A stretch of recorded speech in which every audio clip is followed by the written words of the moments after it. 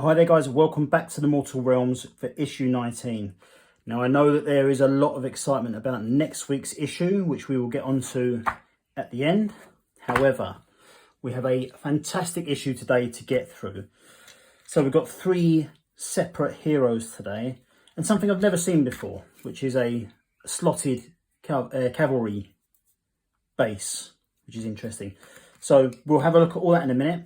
Now I have said in previous issues that I was going to record separate build guides and all that kind of thing. I'm going to abandon that idea. I'm going to put the build guides back into these videos. It's not even a guide really, because this stuff goes together so easy that, you know, no guide required really, but I will do some of the build process in these videos. Okay, so let's crack on.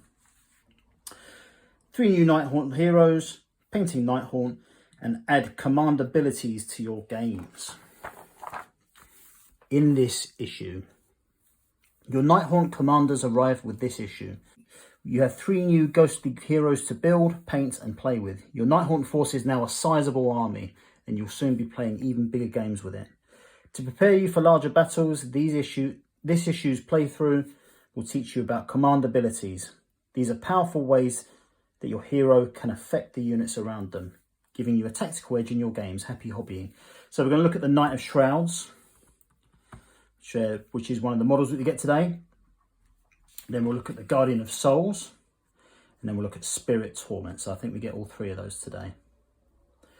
Then we've got the build guide, paint guide, and the playthrough, Toil and Torment. So Knights of Shrouds.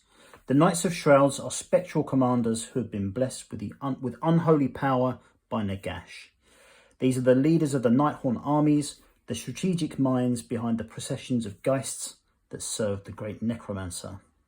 Where these cruel generals lead, terror soon follows. And they are really cool models.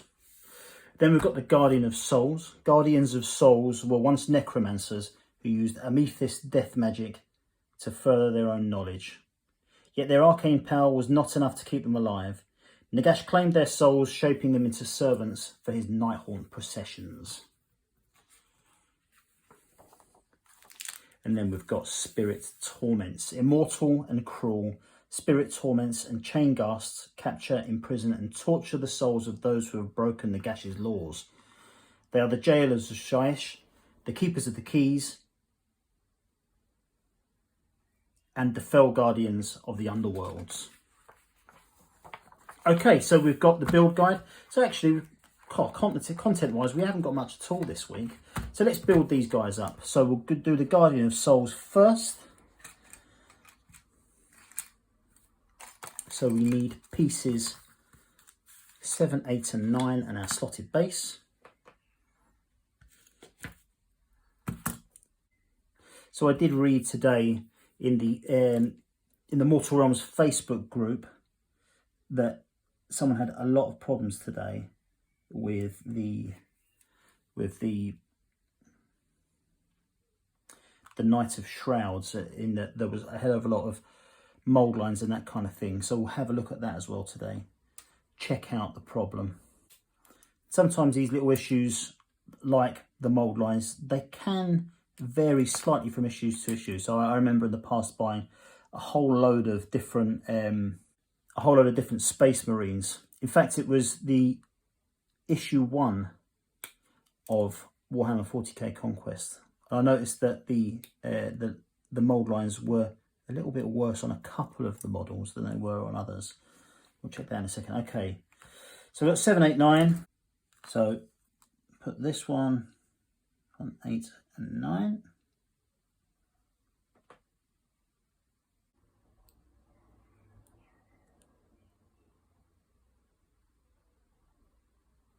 Bit of glue, I feel. So again, push fit models, just don't trust them not to fall apart. Quite often they don't look the part either. So I always try to apply a bit of glue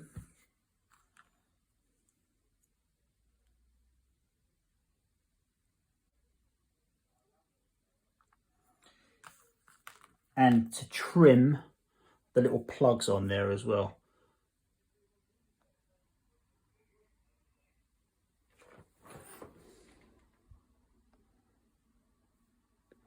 So these plugs here, quite often they protrude too far and it doesn't make a good fit for the model. So I generally try and take maybe 1 mil, a little bit more off of those plugs to offer a better fit, and obviously to apply a bit of glue as well. I generally apply the glue just to the plug, and any other indentations where you can see the plastic meets. Okay. This isn't fitting together particularly well, to be honest. Okay, good enough though. Good enough.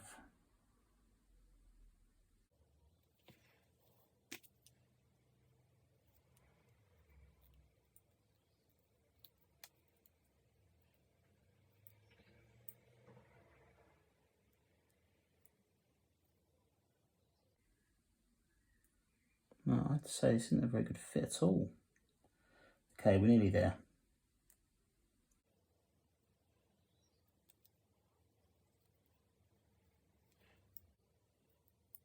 Okay, so that's done. I'm not happy with the join on it, to be honest. So it is a very awesome model, but just that join there on the back doesn't seem to go together very well, despite the fact that I've trimmed the plug. So I will try and get a bit of liquid green stuff on that to see if I can fix it, because yeah, that's not great at the moment. Okay, then onto the Spirit Torment. So we need pieces 10, 11 and 12. Piece 12 just goes into so the base we've got for this one isn't slotted, but it's got 2 holes in it, and there's a single piece that is just a skull, goes into the part of the base which is furthest away from the edge. That's that. Okay, so parts 10 and 11 go together. So I picked up the Luminous Realm Lords yesterday. I got it, so I'm going to be doing a couple of videos on that, mainly for Kill Team. So I've not got a great deal of interest in collecting them for Age of Sigmar, but yeah, they look okay for Warcry. Sorry, they look okay for Warcry. So I'll be doing a video on that this week. It's an unboxing plus an overview of their Warcry stats and that kind of thing. So that'll be coming up in the next day or two. So I mean, unfortunately, with that box, you don't get much of variety in terms of what's available for Warcry out of that box, but you do get a few bits. It's worth taking a look at.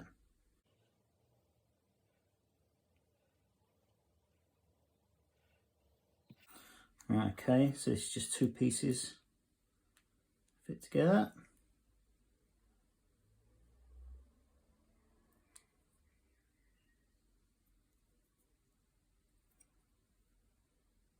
This fits together much better actually.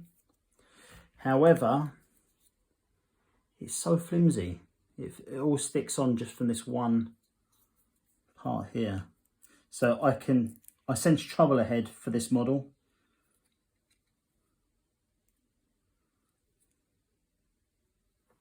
But it is cool.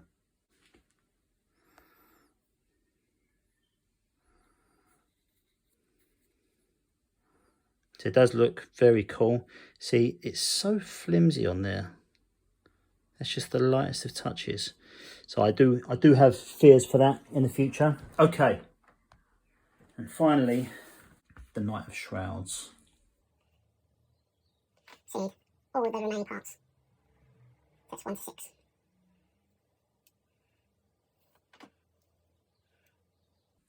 So you see the Indomitus box for 40k got their release date today, so pre-order from the 11th for opening, for sort of dispatch or delivery by the 25th. So that is it's pretty exciting. Just interested to see what the price is going to be now.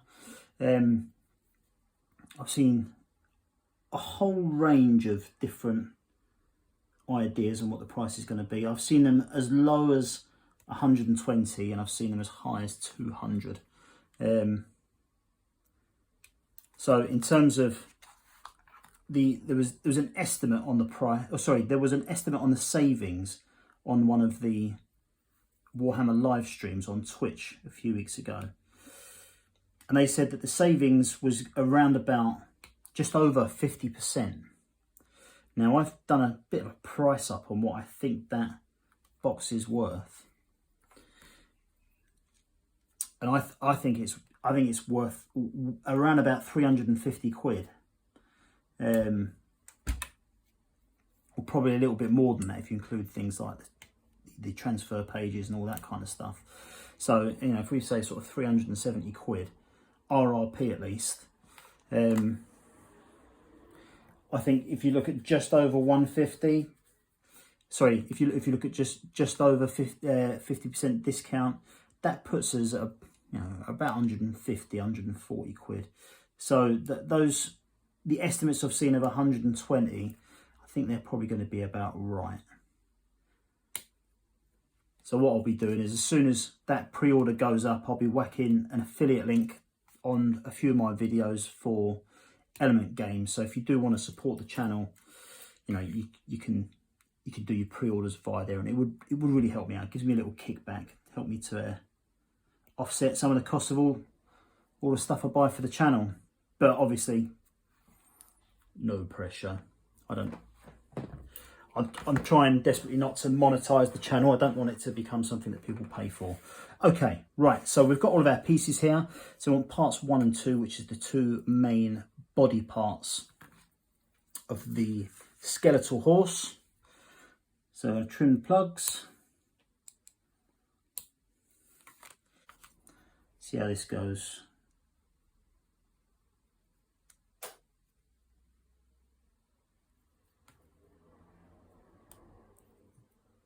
Okay, that goes together. Yeah, pretty nicely. Okay, next up, the rest of the body of the horse. Hope this goes together a bit better. That is more like it, to be fair. Still some little gaps there, still noticeable gaps. We'll have a good look at it in a minute. Okay, next, what do we need? Okay, so now we need to assemble the head. So we need parts 6 and 4.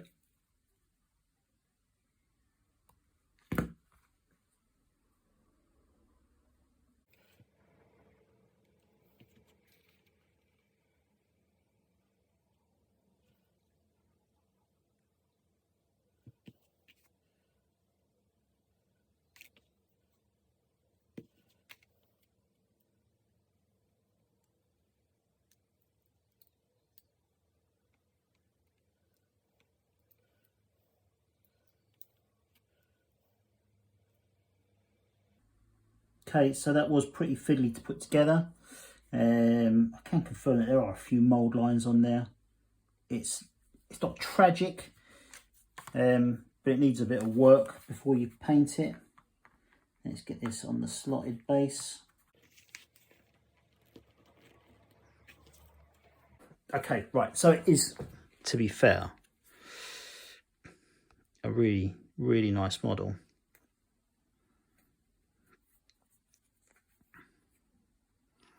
The mould lines and the sort of connection parts, I don't know if you can see that very well, they are quite pronounced. Obviously there's a bit of mould line I just need to remove there anyway. See here, the joins aren't particularly good as well. However, you know, who are we to complain? Who am I to complain? You know, I just paid £8 for probably 25 quid's worth of heroes here, so I'm doing all right. Okay, so we've got the paint guide, which I'll be following up with in another video. Again, typical work on the Nighthaunt. Corax white all over. Sorry, Corax white all over, 2 coats. Lilac oxide all over. Dry brush Corax white. Cantor blue on the fabric. Abaddon black on the reins and scabbard. And then lead belcher on the metal pieces. And it will bring us to a nice, decent finish there. So that's good. Nighthaunt Processions, we've got an update here as well. So this is us adding us to put some dryad bark on the wooden portions. And on some of the hair. Lead belcher added to a few of the other bits like the Mymorn Banshees and the Dreadblade Harrows. It's quite a big paint update there, so that's good. Nice. Okay, and then we have got our playthrough, Toil and Torment.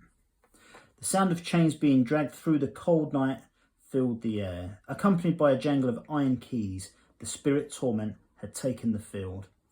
Under the watch of his cruel jailer, the servants in the gash were given new purpose, reminded of their eternal service by the spirit Torment's trailing iron padlocks. Night Questor Oric Ravenscar stood alongside a retinue of sequitors, his blade crackling with celestial lightning. "Forwards," he cried, and the sequitors broke into a run, channeling their magic into their weapons as they closed in on the horde of Nighthaunt processions. As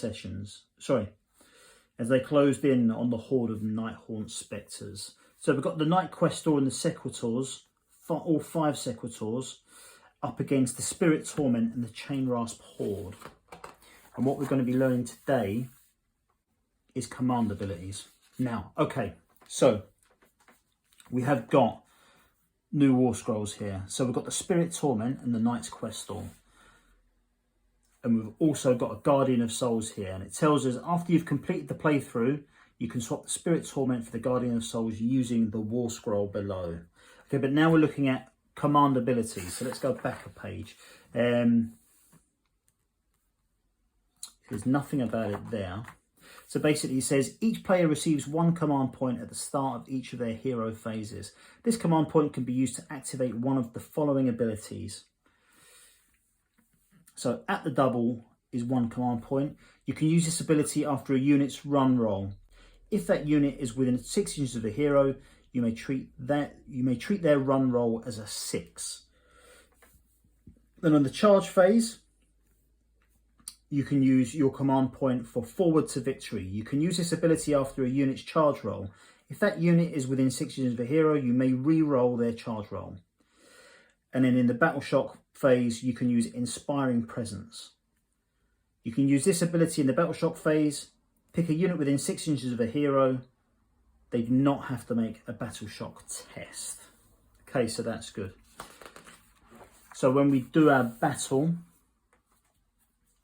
we are going to have the Nighthaunt going first. It tells us to use the at the double on the movement phase. So we're going to have the Chain Rasp going first, then Stormcast's turn, and they're instructing us to use forward to victory. So when I do the playthrough, I tend to ignore what they tell us to do and just play it out as it should be. So I'll be doing that very soon indeed. Okay, and then we've got Nighthaunt turn 2. So that's great.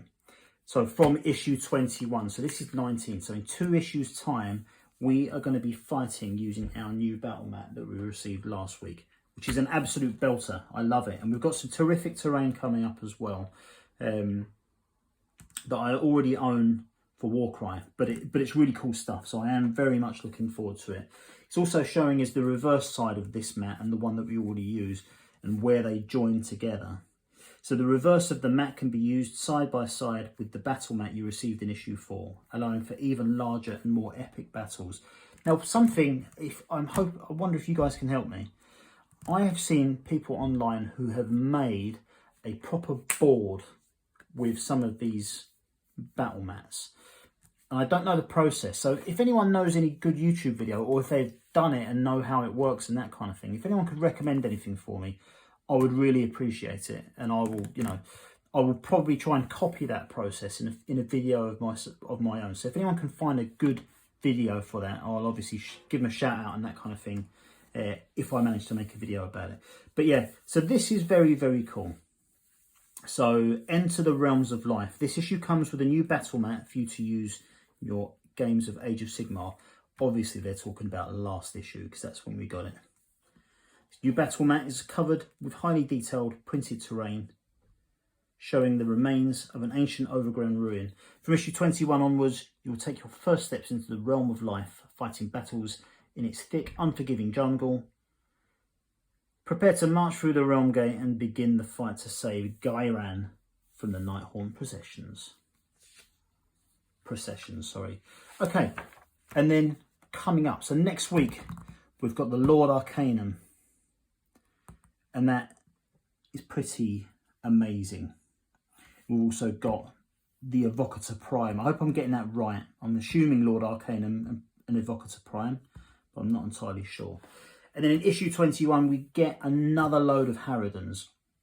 So some people were wondering when we got the first load what the extra parts were, and that is simply so as you can make up. We'll get the same sprue again, except this time we'll make 5 standard Harridans instead of 4, and the Harridan leader, I forget the name of it for now. Okay, but that's it. So that's a cool issue. Not much content. We've got explanations of who we have collected, and then we've got build paint guide, and then a short battle.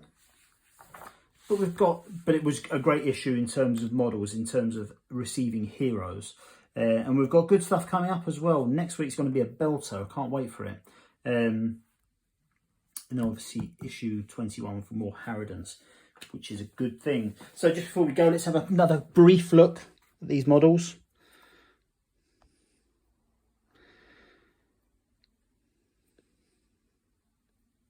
I see that again.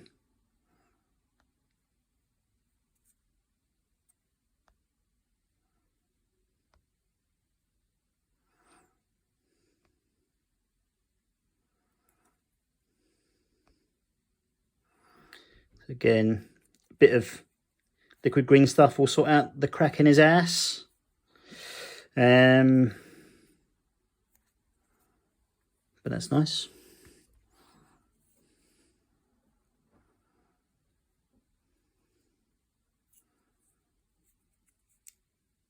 Nice stuff. Yeah, look, that's come apart even more. So more glue, more green stuff. Not a problem. And this jailer dude. So a great issue.